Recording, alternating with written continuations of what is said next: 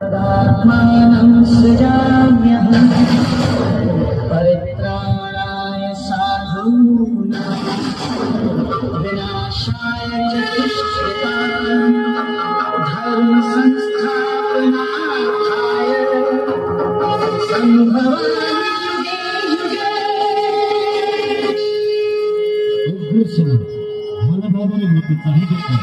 ମୁଁ ତୁମକୁ ବିହାରୀ ଗୋଷ୍ଠୀ ମୁଁ ଏ ପୃଥିବୀ ପୃଷ୍ଠରେ ଜନ୍ମ ସାରିଛି ସେବତୀ ଓ ଦଶଦେବୀଙ୍କ କୋଳରେ ଜନ୍ମ ହୋଇଛି।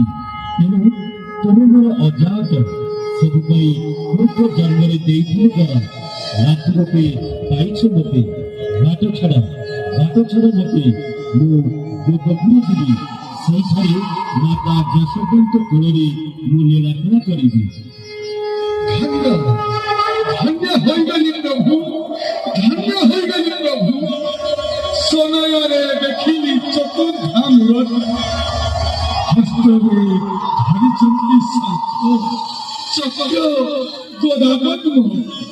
हे वैकुंठपति दश मोर मार्जना करल तब पाद तले मु कोटि कोटि प्रणाम करुछि प्रभु।